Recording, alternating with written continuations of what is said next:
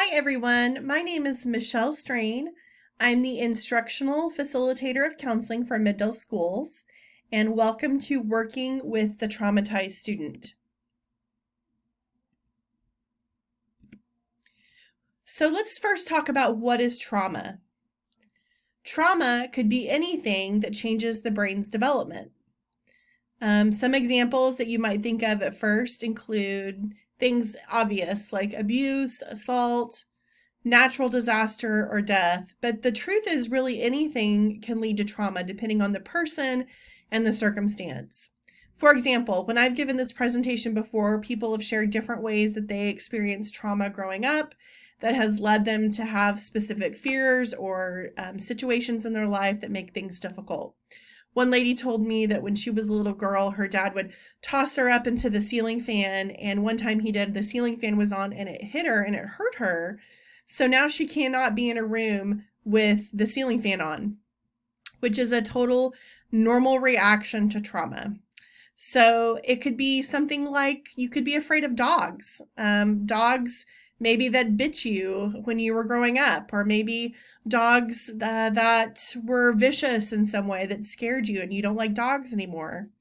For me, I had a traumatic experience when I was a little girl that involve someone throwing up. And so for me, my trauma is related to that.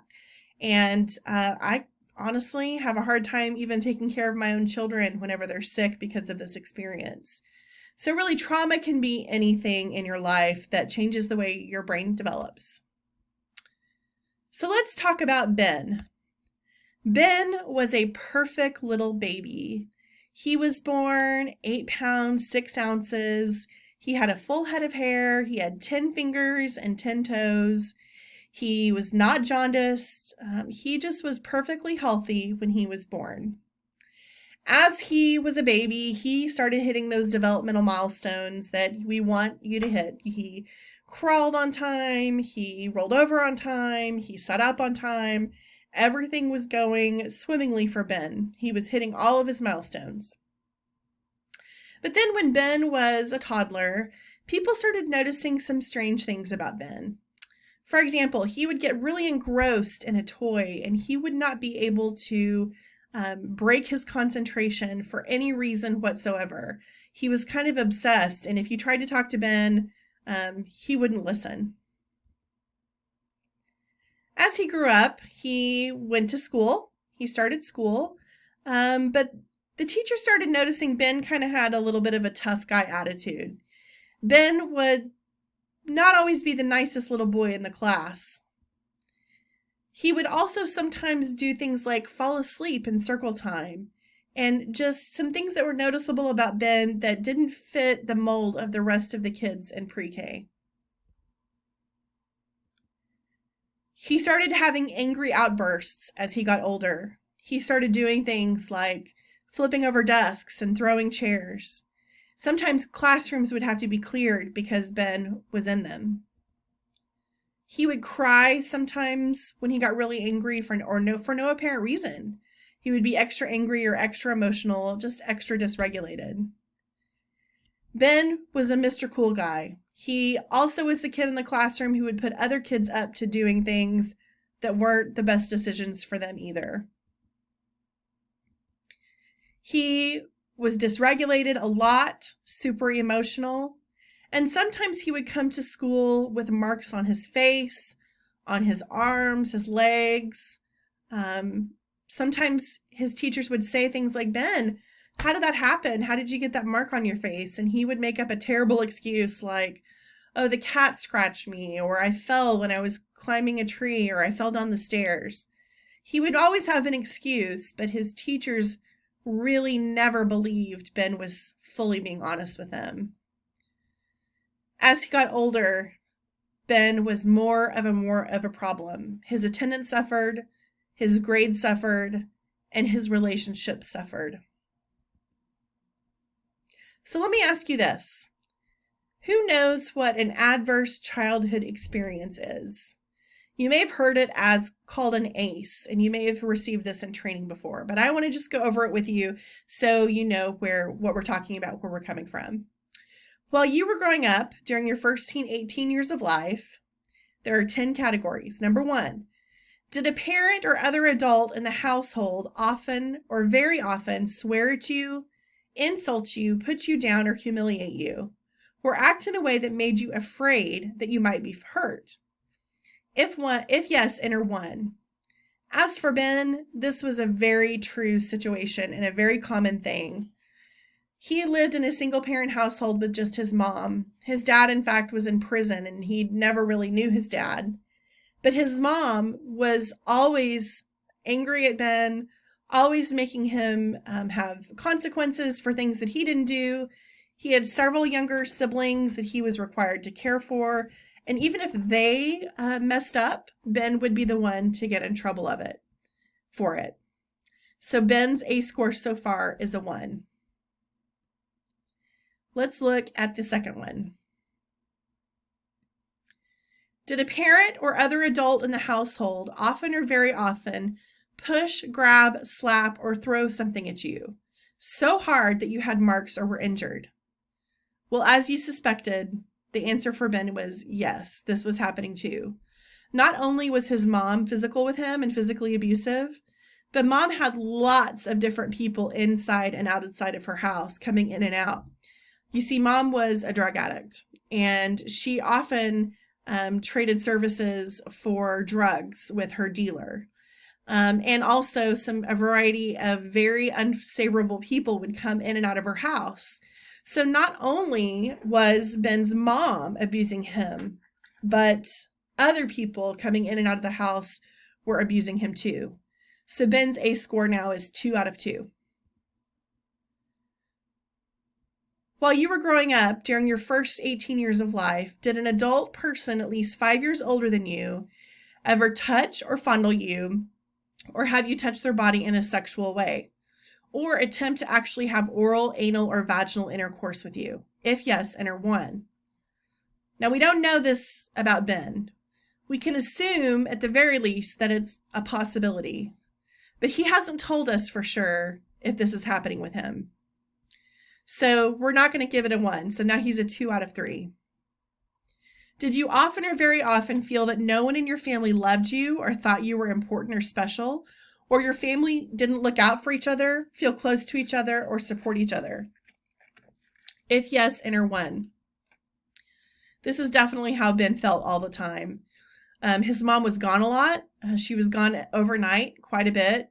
So when he got home, he really never knew where mom would be. He knew that he was responsible for feeding and caring for his siblings. But other than his siblings, he didn't feel close to any adults. And he also was always in trouble for something or other. So now Ben's ACE score is a 3 out of 4. Did you often or very often feel that you didn't have enough to eat, had to wear dirty clothes, or had no one to protect you, or your parents were too drunk or high to take care of you or take you to the doctor if needed? Well, we know that Ben's mom is a drug addict, so this is definitely an issue for Ben. So now his ACE score is a 4 out of 5. Were your parents ever separated or divorced? Well, we know Ben's dad was in prison, so we can call that a yes. So now Ben's ACE score is a 5 out of 6. Was your mother or stepmother often or very often pushed, grabbed, slapped, or had something thrown at her, or sometimes often or very often kicked, bitten, hit with a fist, or hit with something hard, or ever repeatedly hit at least a few minutes or threatened with a gun or knife? Well, yes, this has happened in front of Ben and his siblings all the time. Mom lived a very rough life, and she was frequently beat up. She was frequently threatened with a weapon. It was never a good experience, and Ben always tried to find himself caring for his mother, who was the victim of abuse. So Ben's ACE score is a 6 out of 7. Did you live with anyone who was a problem drinker or alcoholic or who used street drugs? We know that that's true. We also know that Ben's mother was mentally ill. She had an undiagnosed mental health condition. So not only was his mom using street drugs, she was illegally using over-the-counter prescriptions and prescribed medications that were not hers. So his ACE score is now a 7 out of 8. Was a household member depressed or mentally ill, or did a household member attempt suicide? Well, I just told you she was mentally ill, but what I hadn't told you yet was Ben's mother had attempted suicide 3 times, and one of them was in front of Ben. So now his ACE score is an 8 out of 9. Finally, did a household member go to prison? We know that Ben's dad was in prison, so Ben's ACE score, y'all, was a 9 out of 10. There's a strong correlation to the higher the ACE score, the following issues exist. Social, emotional, and cognitive impairment. Adoption of health risk behaviors, things like smoking and drinking, but also things like driving your car too fast, or sneaking out at night, or vaping, or other risky things like climbing onto the roof and jumping off. Disease, disability, and social problems, and even early death. In fact, did you know that those with a 3 or higher ACE score are considered at risk for trauma? And did you know that 45.5% of Oklahoma's children have a 3 or higher ACE score? Think about that for a second. That means almost half the students in Oklahoma are traumatized and at risk for those serious issues. That means half the students in your school are at risk. That means half the students in your class are at risk for very serious issues. Now let's talk about the brain. This is a brain, pretty sure, even though I'm not a scientist, pretty sure that that is a brain. When our brain is at work in the full capacity, we can think, we can understand, and we can learn. This is our brainstem. And when we think in survival mode, we're only using our brainstem. It's the only part of our brain that we can use when we feel fear. And it's not until someone feels safe that they can actually begin to learn. So let me ask you about Ben. Do you think Ben felt safe? I don't think so either. That means Ben was operating out of his brainstem, probably like 100% of the time, which means Ben wasn't able to learn at school because he never felt safe. He was constantly in the fight, flight, or freeze mode. It's something that we inherited from our ancestors, that fight, flight, or freeze. And that's where Ben was all the time. It was his survival mode. Now, there's something called the circle of security. Children have needs. We must respond to those needs with oversight, delight, help, and enjoyment. And then once we do, they welcome you into their world and you become a safe haven and they feel secure. It kind of looks like this. A child has needs. We have to respond the right way. A child welcomes you into their world and they feel safe and secure.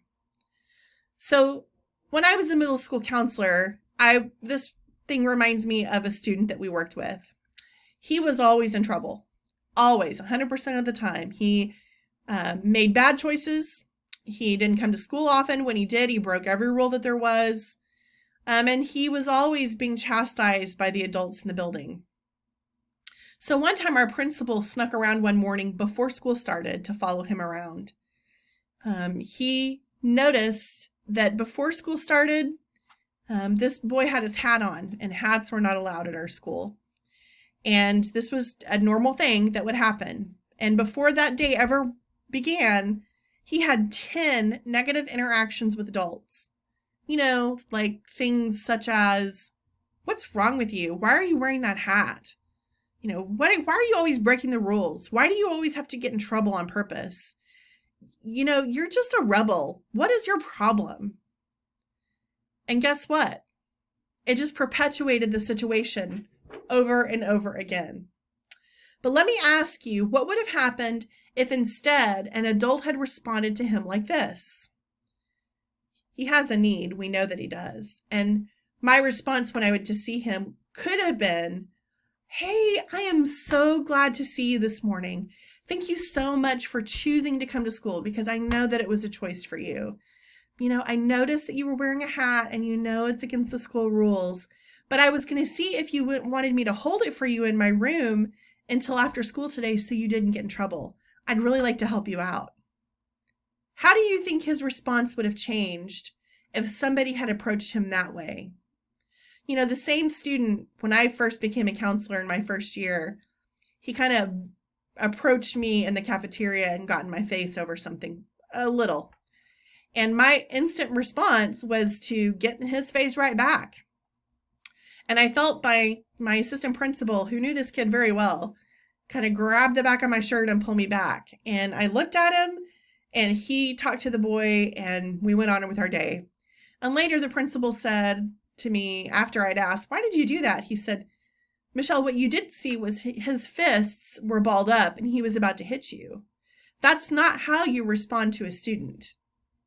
So I learned something that day from him. In fact, the next time that young man kind of bucked up to me, instead of reacting the way I did, I kept it calm and cool, which was hard for me because my button that people push when I was a counselor was if they disrespected me in front of their peers. But I knew what he was doing and I wasn't going to react. And instead, I called him in afterwards and called him in later.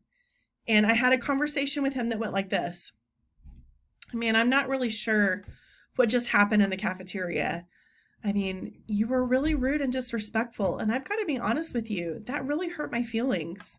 I feel like I'm always really nice to you and respectful of you and do things for you. And the way you treated me in there, especially in front of your friends, really bothered me. What do you think we can do about this?" And that approach with him totally changed the outcome of the way he treated me from that day forward. In the circle of security, there are things called inhibitory neurotransmitters and the parasympathetic nervous system. And when those things are in play, you have comfort. On the opposite side of the attachment cycle is the excitatory neurotransmitters and the sympathetic nervous system, and that is equitable to distrust. So the sympathetic nervous system's primary response is to stimulate the body's flight or fight response. The parasympathetic nervous system, its primary process is to rest and digest.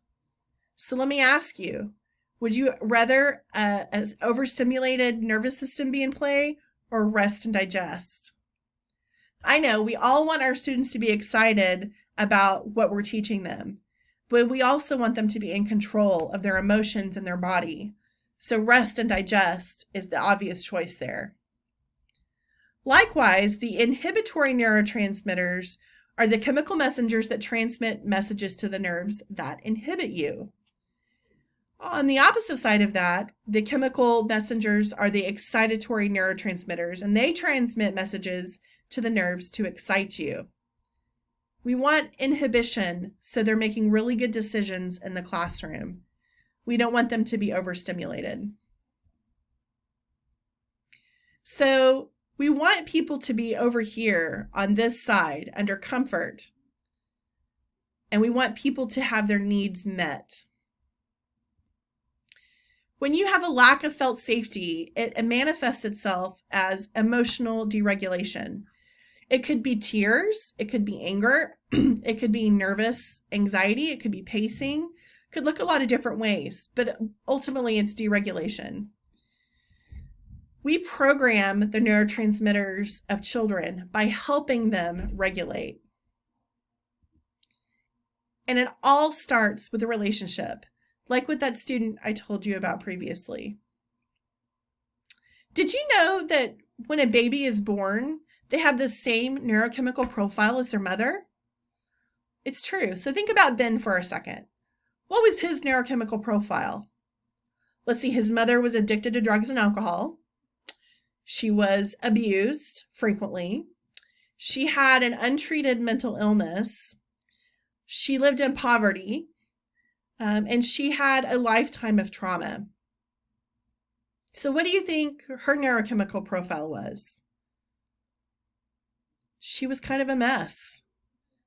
And ultimately, Ben was born into that mess. Was that his choice? No, it wasn't. It was just the way things turned out for him. So what affects neurochemistry? 3 main things: nutrition, mental illness, and trauma. Well, we know we can't unwind the clock for trauma, although there are some things we can do to help kids with trauma. We know that we are not mental health practitioners, but we also know that we can help with nutrition. We can make sure children are eating. For example, think of it this way. How many of you have snacks in your classroom or in your office? I hope a lot of you do. It doesn't have to be expensive. In fact, you could work with your PTA or a local church or a nonprofit agency for them to donate snacks for you to use. Students need to be fed sometimes. Sometimes a piece of fruit or a granola bar or something with protein can be the difference to really change the neurochemistry of a child. There are 3 pillars of trauma-informed care, and that's what we're going to talk about from this point forward.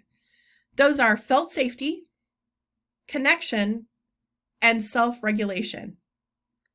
What do you think we have the most impact at changing? You're right, it's connection.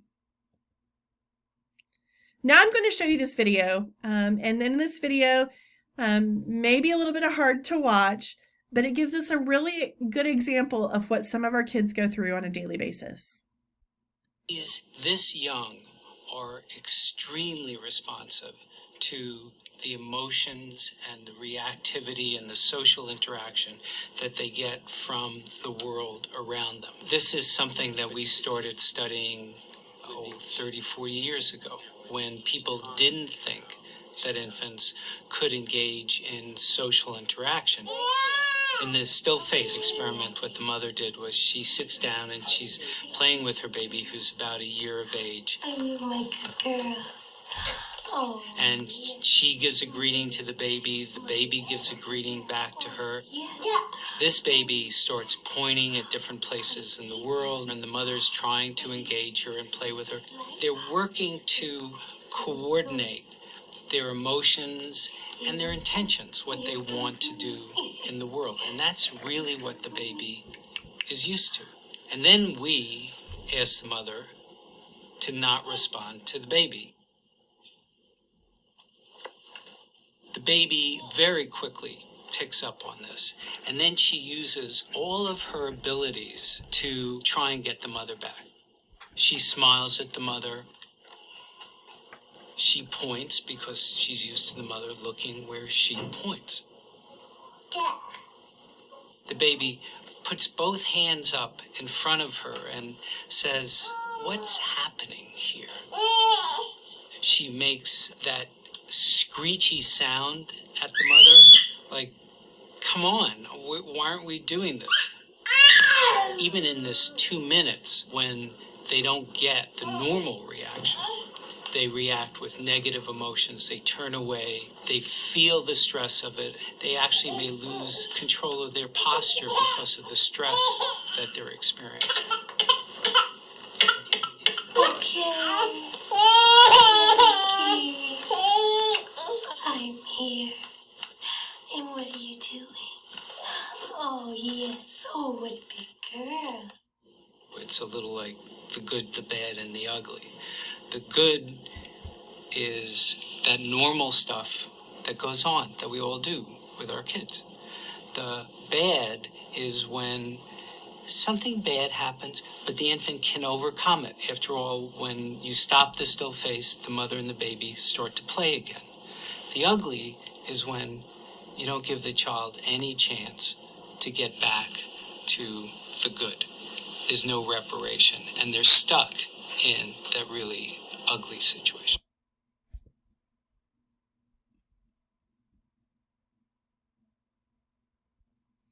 Man, that's never easy to watch.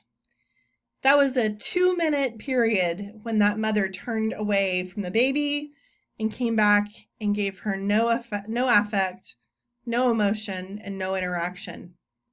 What did it make you think of? You know, some of our kids are like this baby, but not in a 2-minute period for most of their lives. Sometimes it's because the parent is not engaged with the child for whatever reason. Sometimes it's because the parent is having to work 2 or 3 jobs to make ends meet, and they're just not there. Sometimes it's because the parent is strung out on drugs or alcohol.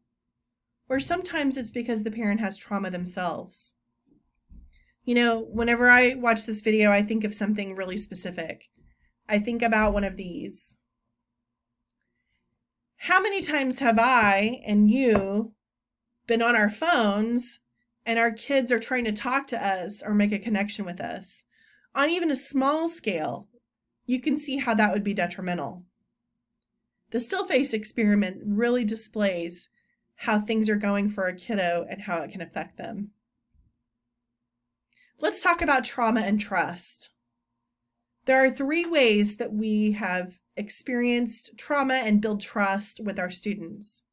Those are the connection principles, the empowering principles, and the correction principles. And these are practical things that you can learn about now and use with your students. Did you know that 90% of learning to behave appropriately is actually nonverbal? Man, think about that. Not only is that like a nonverbal body language, but how many of you have a sign in your classroom or your office with, let's say, something like classroom rules, offering respect to each other? How many of you have a schedule on the board outlining what the day is going to look like, or an outline? There's a lot of ways nonverbally that we can teach our students and the children in our lives how to behave. You know, instead of throwing words at each other, let's engage them directly by getting on their level, holding hands or touching, in an appropriate way, of course, and voice modulation. Let me give you an example of this. This training was taken from the TCU Institute of Child Development. It's called TBRI. And when I went through this training the first time, I was fascinated by these skills that I was learning. So I went home and tried to use them on my own children. Now, they are much older now, but when I used this for the first time, my son was 11 or 12 years old. He was right in that developmental age where his frontal lobe was developing, and he was just reverting to a lot of childlike behavior. And one day he was having a temper tantrum about something, and I don't remember what it was, but he'd actually thrown himself on the ground. And man, that type of behavior goes all over me, especially for an 11 or 12-year-old. I know that they know better, and I know they know how to use their words. And my normal reaction in that situation would probably be yelling and grounding and taking away things from the child. But on this day, I just had this training, and I used this technique.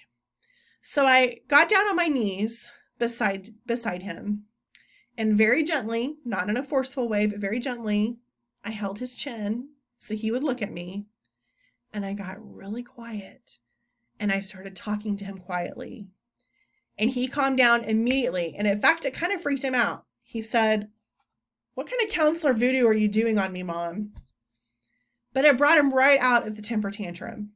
And since that has happened, I've been able to regulate myself whenever I get frustrated with my own children, because they really know how to push my buttons, and get on their level, have appropriate touch, and quiet myself. You know, if I'd been paying attention, I would have learned this a long time ago. I remember both of my children had the same pre-K teacher. And I remember taking my oldest son into her class the first day, and she just spoke very sweetly and calmly and softly. And man, I thought, these kids are going to eat this teacher alive. Man, she does not know what she's in for with a bunch of 4 and 5-year-olds. But every time I went into her classroom, what I noticed was The quieter that she got, the quieter that the kids got too. If I would have paid attention at that time, I would have learned that technique from her as well. When we talk about connection principles, we're talking about very specific things like eliminating their fears. Sometimes that's not easy, but having kids focus on the truth and what's actually happening and using grounding techniques is really important, and that helps to eliminate fears. Pay attention to their communication. If a kid is mad and frustrated or crying or really dysregulated in some way, it's probably not the right time to throw words at them. It's probably the right time to give them a little space, use a calming corner if you have one in your classroom or a calming room, and help them regulate themselves. Respond flexibly. One of the great premises that we learn in things like Love and Logic is to be flexible and to give choices. So it's important. Things like, would you like to sit here or sit there? Would you like a drink of water or would you like to go to the bathroom? Would you like to go for a walk or would you like to sit outside on the patio?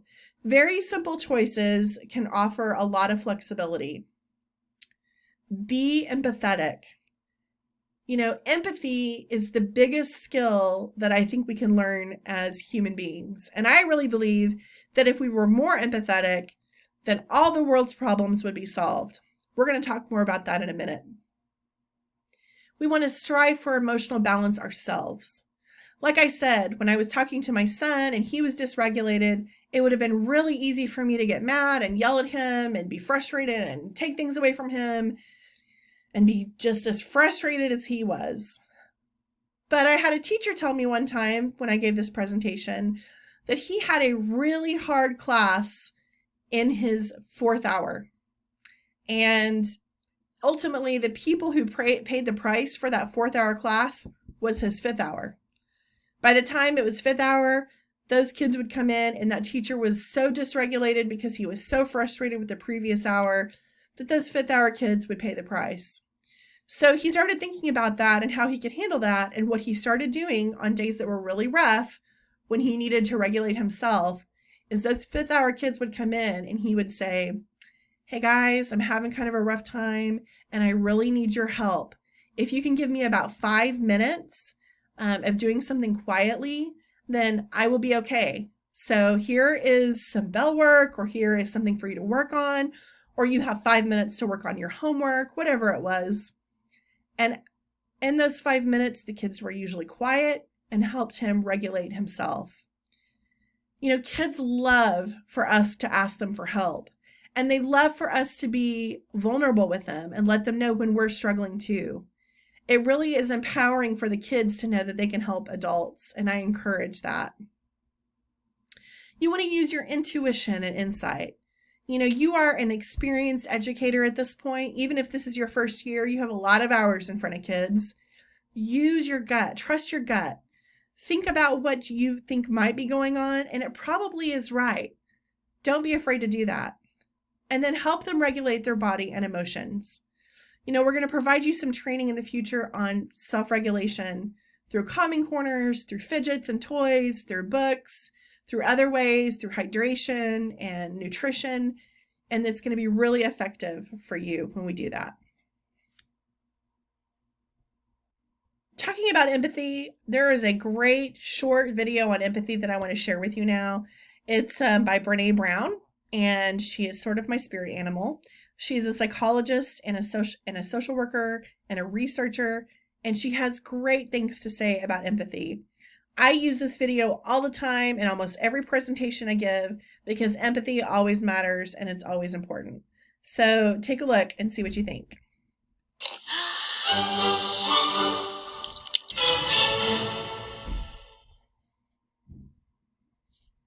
So what is empathy and why is it very different than sympathy? Empathy fuels connection. Sympathy drives disconnection.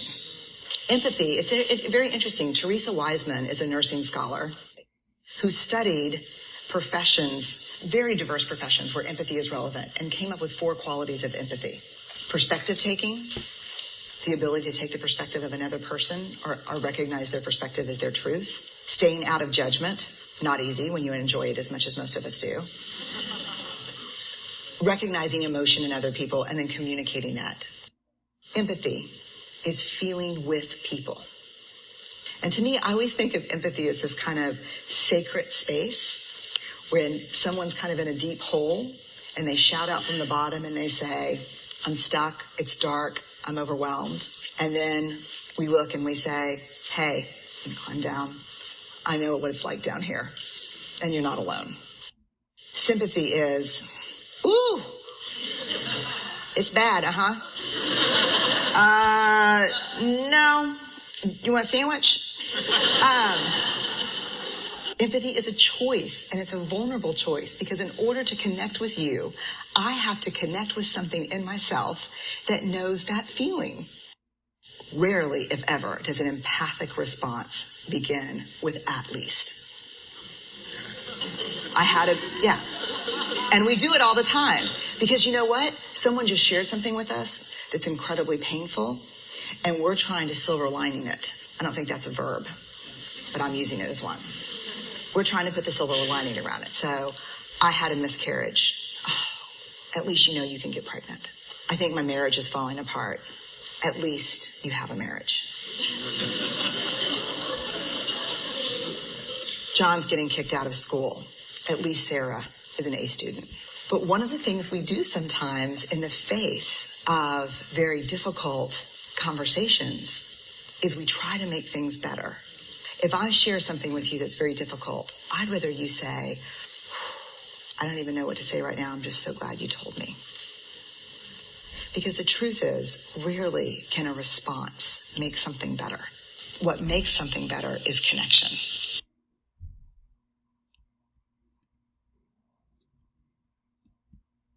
Man, I just love that video, and I love what it says about the difference between empathy and sympathy.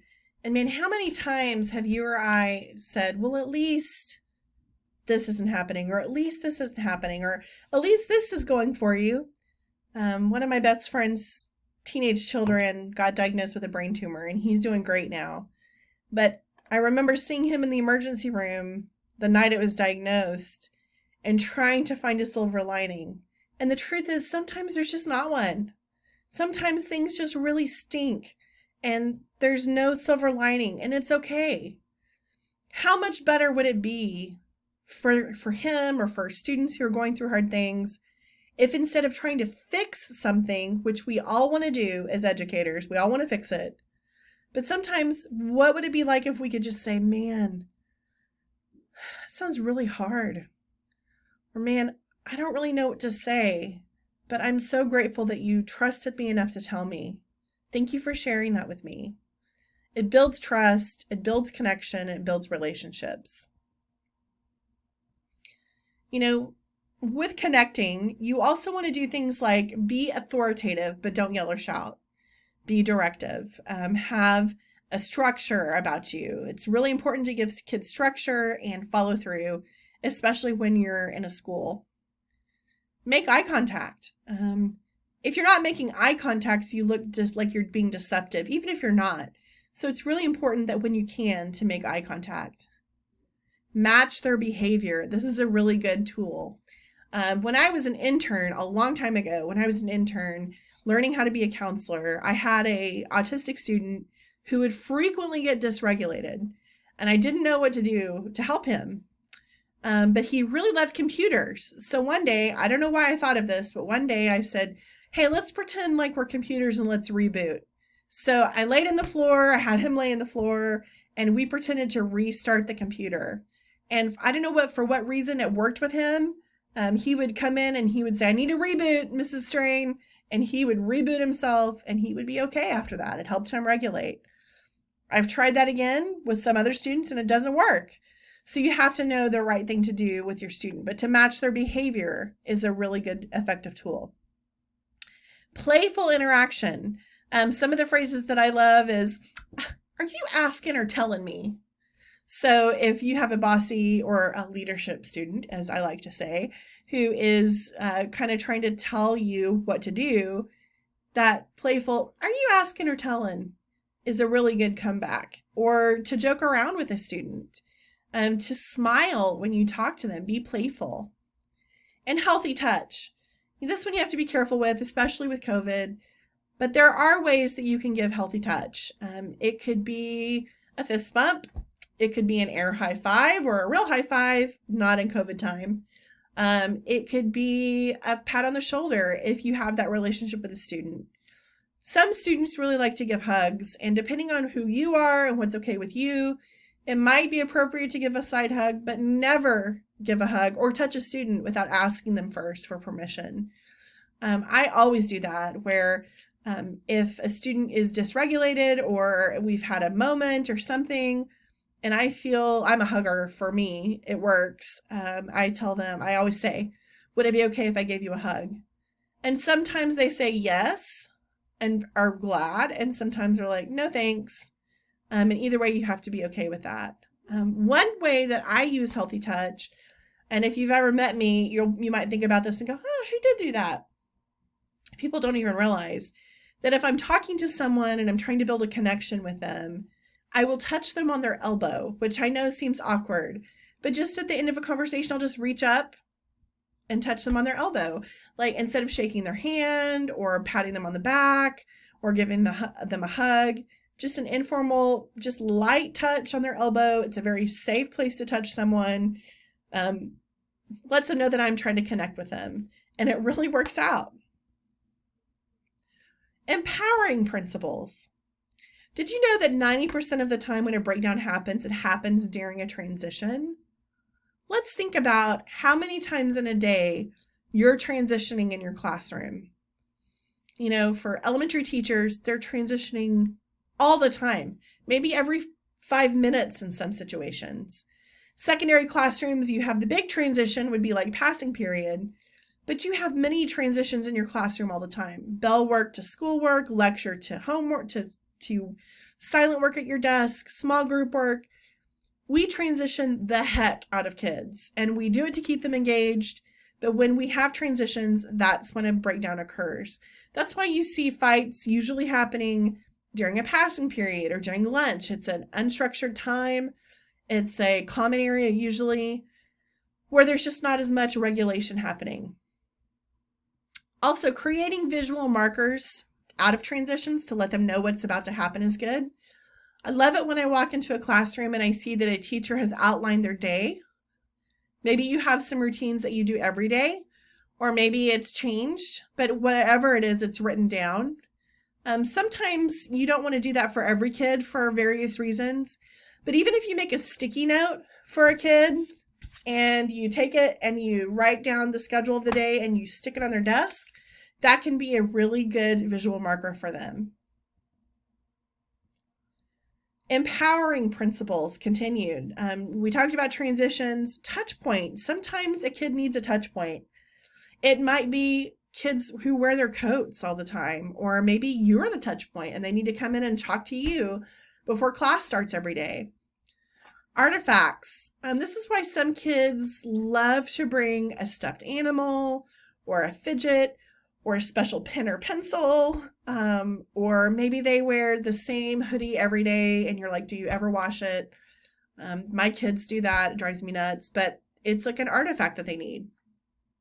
A ritual, something they're doing all the time every day. I had a student one time tell me they do something with their body every time they walk in the room. They always talk to the same person or give a high five to the same person, and it throws them off if that other person's not there. Managing hydration. Please let kids have water bottles in the classroom if it's possible. Managing blood sugar, having snacks like we talked about earlier. Regular physical activity. I love it whenever I'm at an elementary school and I see a class, when it's not cold, outside writing their spelling words on chalk on the sidewalk, or doing something, going around the track together, or doing some sort of physical activity that helps them regulate. Meeting their nutritional needs. We talked about that. We talked about healthy touch. Sensory diets. Things like weighted blankets are really, really good. You could also put a textbook in somebody's lap or let them wear their coat. There are different things that you can do. There's sometimes you can get a weighted vest for a student, all kinds of things that are empowering. Life value terms when you talk about empowerment are also important. Things like, let's be gentle and kind. I use that all the time with students and my own family. Use your words, not as condescending as I once thought it was. Sometimes when a kid gets dysregulated, they just need to be able to tell you what's going on, and they might not be able to until they regulate themselves. And then we say, let's try something again, but with respect this time. When you correct a student, you have to be proactive about it and have some strategies.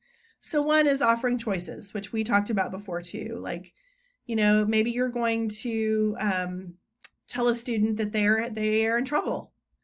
Maybe you can say you're going to have detention. You're going to have 15 minutes of detention, but you can do it during lunch, or you can do it after school, or you could do it on Monday, or you could do it on Tuesday. Giving them options is really empowering, even when you're having to correct.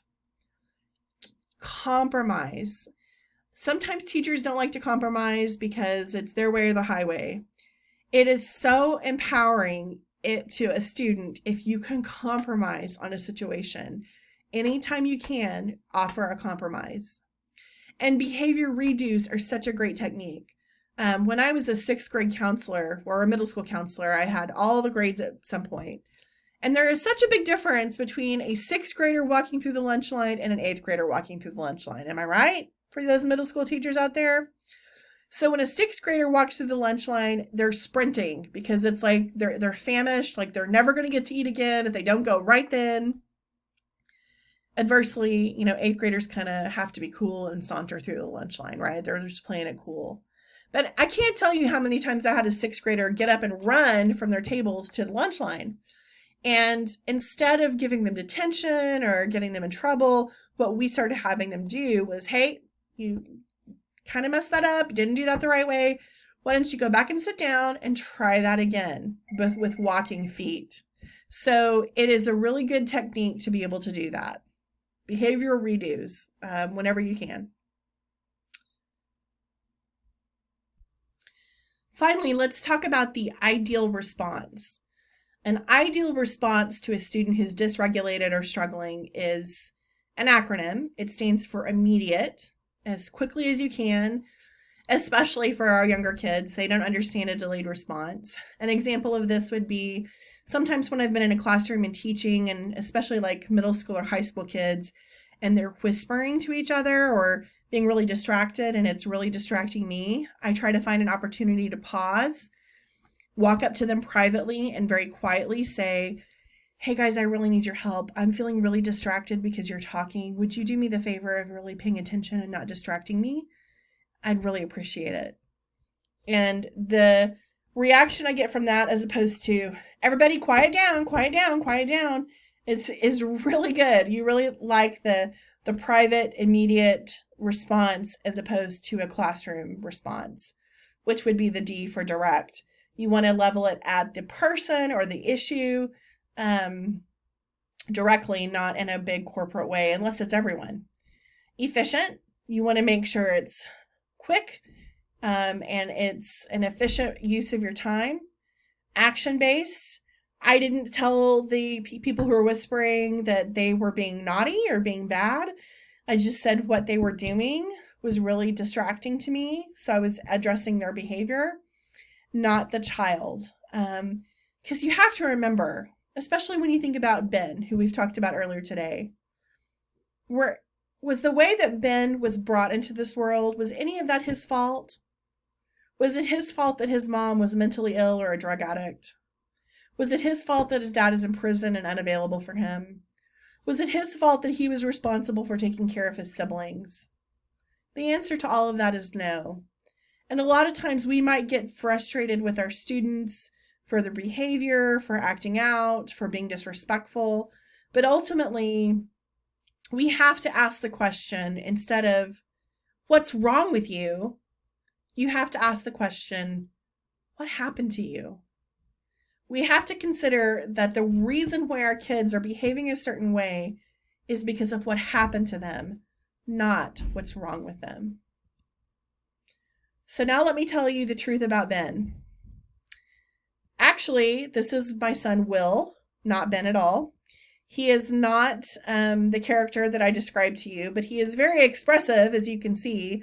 So I used his pictures to tell a story about students that I have worked with. I am not a drug addict, so you don't have to worry about that. I just used his pictures. He is now a driving 16-year-old young man who I worry about, especially when the weather's bad outside driving or when he stays out too late. So that is the truth about Ben.